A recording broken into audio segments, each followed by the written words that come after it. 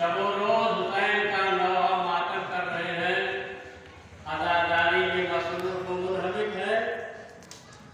न सिर्फ आप बल्कि शुरू जमीन पर जो भी सही खिलकत मखलूक है वो मसरूफ अदा है। दुनिया के गोशे गोशे में या हुसैन की सदाएं गूंज रही हैं।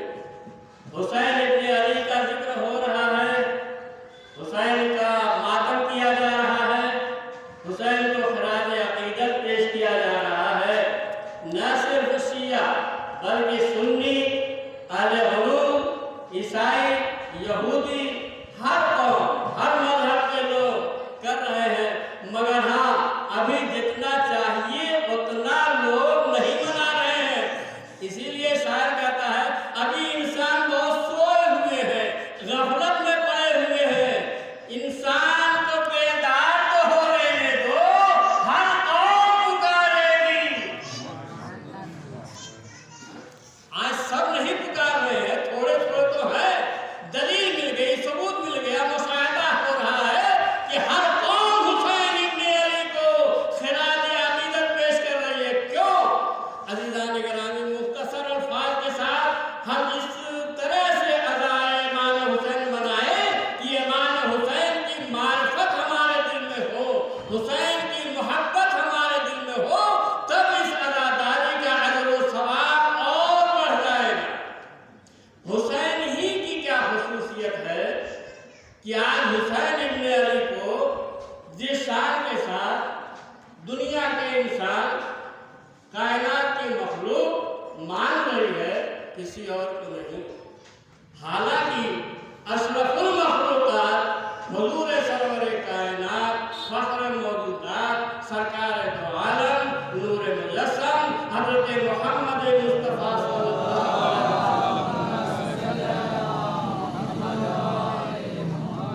सबसे अफजल तरीन मखलूक पैगंबर इस्लाम की ज़ात गिरामी।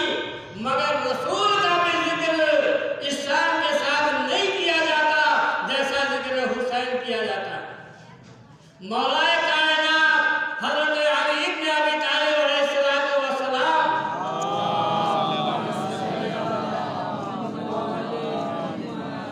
बाद पैगंबर सारी कायनात से अफजल व बेहतर। मगर जिस शान के साथ हुसैन का जिक्र किया जा रहा है, अली का जिक्र उस शान के साथ नहीं किया जा रहा। क्यों? असल में वजह ये है कि अल्लाह की मंशा ही ये है कि जिस शान के साथ हुसैन का जिक्र किया जाए उस शान के साथ किसी का और जिक्र न होने पाए। क्यों? परवरदिगार क्या बात है, ये तेरी मंशा क्यों है, ये तेरी कुदरत क्यों है, ये तू क्यों चाहता है कि जैसे हुसैन का जिक्र हो वैसे किसी और का न किया जाए। सबसे अफजल जिक्र हुसैन का हो, सबसे बेहतर जिक्र हुसैन का हो। इसलिए कि जब किसी का किसी पर एहसान होता है तो जैसा एहसान होता है वैसा ही उसका शुक्रिया अदा किया जाता है, वैसा ही उसका जिक्र किया जाता है, वैसे ही उसका जिक्र याद किया जाता है। हुसैन का जिक्र इतना अजीम है, हुसैन इब्ने अली का जिक्र इतना अजीम है कि किसी और का जिक्र इतना नहीं है। हुसैन का जिक्र सारे एहसानात पे भारी है। पैगंबर इस्लाम ने दीन इस्लाम के लिए कुर्बानियां दी, मगर जो हुसैन इब्ने अली ने कुर्बानी दी किसी ने नहीं। कुरान मजीद में इरशाद परवरदिगार हो रहा है, हुसैन इब्ने अली का एहसान इतना अजीम है कि इन्होंने जान दे दिया, माल दे दिया, सब कुछ दे दिया। कुरान कहता है लहुमुल जन्नत, इसके बदले में हमने हुसैन को जन्नत दे दी है। अब हुसैन जिसे चाहे जन्नत में भेजे, जिसे चाहे जहन्नम में भेजे। इसलिए कि मालिक जन्नत हुसैन इब्ने अली है। किस शान के साथ मैं अर्ज कर रहा था कि कितना जिसका एहसान होता है उसी के एतबार से उसका शुक्रिया अदा किया जाता है। एक छोटा सा वाकया कि एक बादशाह था,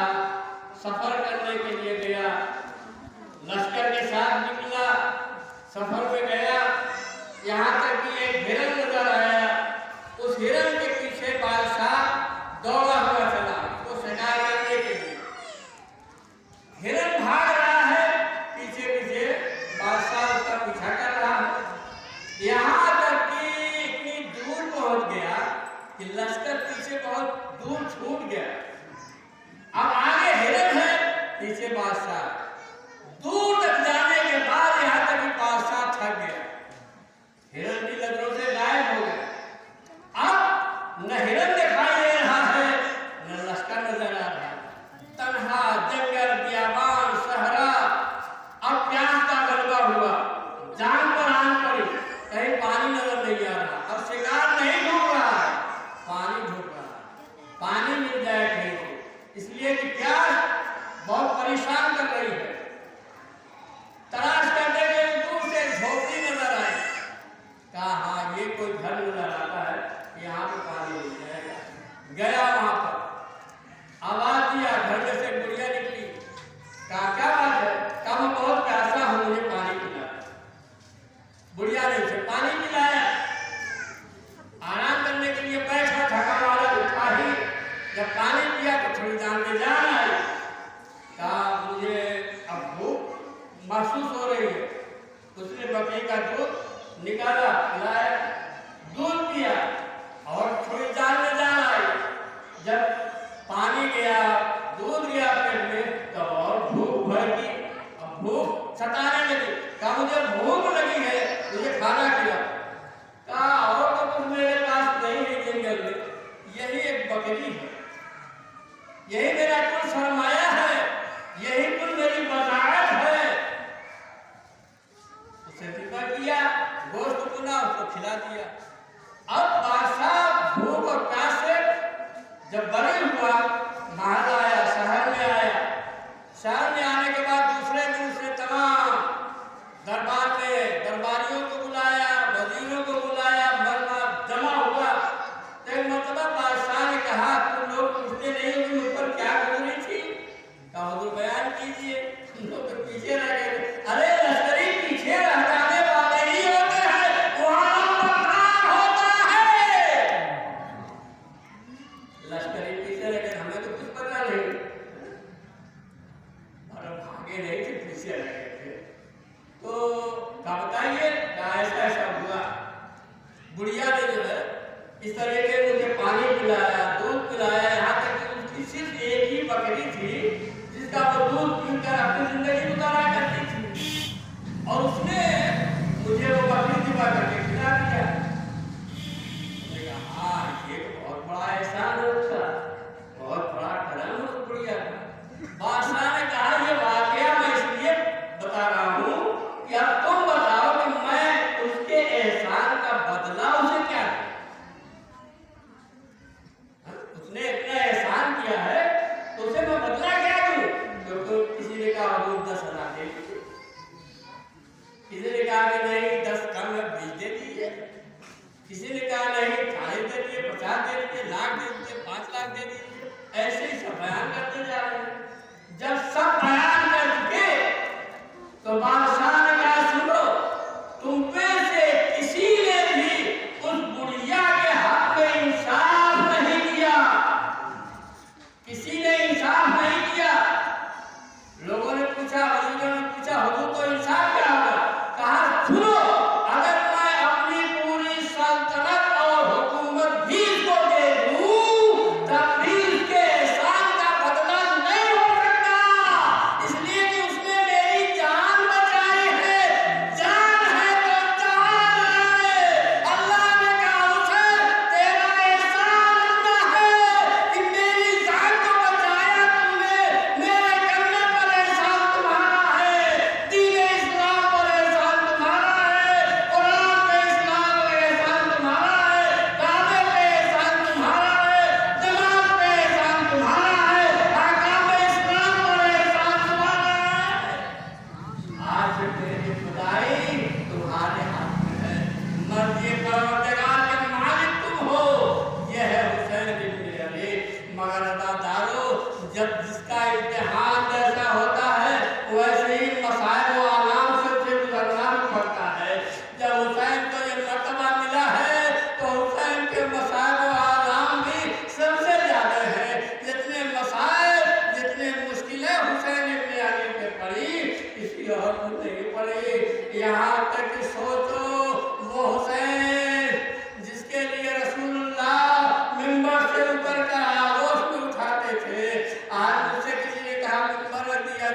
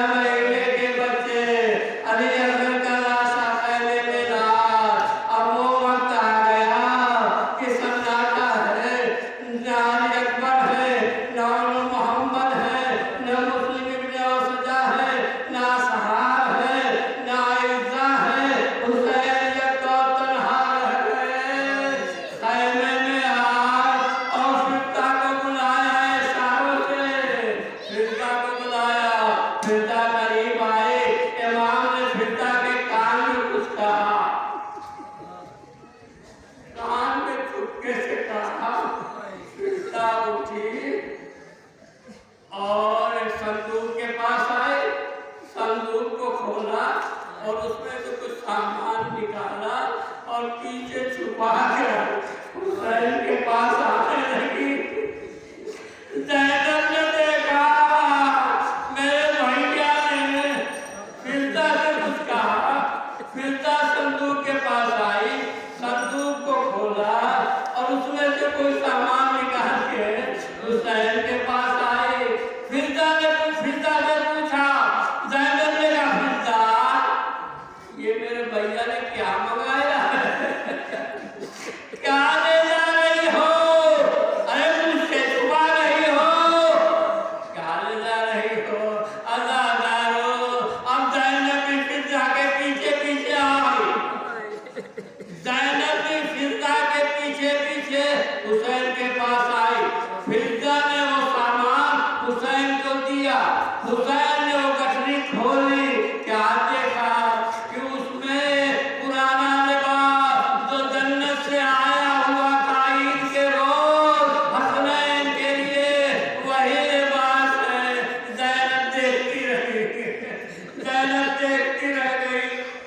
इमाम हुसैन ने वो पोशीदा पुराना लिबास पहनने के बाद जगह जगह से फाड़ना शुरू कर दिया। जगह जगह से वो लिबास फाड़ गए। अब ज़ैनब का दिल तड़प गया। आवाज ये, भैया हुसैन, अरे मेरी माँ ने कहा था, ए ज़ैनब, जब हुसैन लिबासे को न पहनने लगे तो समझ लेना ये हुसैन का कफन होगा। ए भैया, मैं समझ गई तुम अपना कफन पहन रहे हो।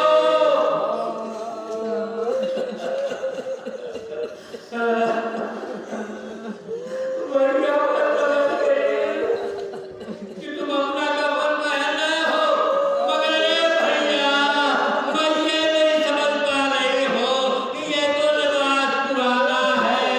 इस पुराने लिबास को जगह जगह से फाड़ क्यों रहे हो? हुसैन ने कहा, ए ज़ैनब, मेरी शहादत के बाद अरे जाने मेरे तन से लिबास भी लूटना चाहेंगे। मैं इसीलिए निचा कर रहा हूँ ताकि जालिमों को फटा लिबास बदल रहा जा और मेरा लाशा और यहाँ न रहने पा।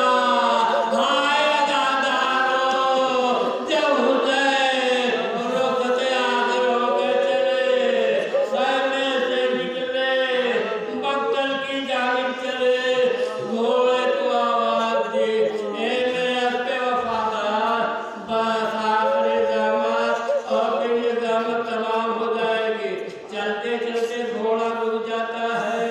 हुसैन ने कहा, मेरे हस्बे वफादार, अरे तू भी कई रोज का भूखा प्यासा है, बस मुझे मंजिल तक पहुंचा दे और तेरा काम खत्म हो जाएगा। एक मर्तबा घोड़े ने एक मर्तबा सर उठाकर हुसैन को देखा और फिर सर उठाकर पैरों की तरफ इशारा किया। घोड़े ने कहा, "ए आका,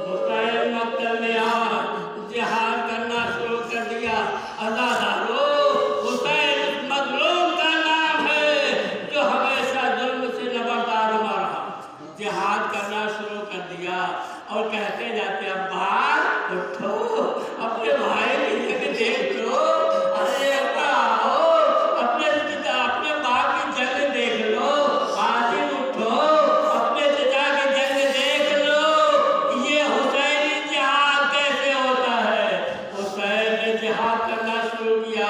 रवायतें बताती है 3 मरतबा लश्कर-ए-यज़ीद इतनी दूर भागा कि कूफे की दीवारों से टकराता रहा। 3 मरतबा जब कूफे की दीवारों तक भाग कर चला गया लश्कर-ए-यज़ीद, एक मरतबा आवाज़ कुदरत आती है, ए हुसैन शुजाअत के जौहर दिखा दिया, अपना सब्र के जौहर दिखा दो। हुसैन ने तलवार को लियाम में रखा, घोड़े से उतरे, सदे खालिद में सर रखा, सुब्ह कुद्दूस रब्बुल मलाइकति वर्रूह अदा डालो। अभी सजदे से सर उठाने में न पाए थे, जालिम ने ऐसा जुल्म ढाया, जमीन को जलजला आ गया, फुरात का पानी में दो उछलने लगा, आसमान से खून की बारिश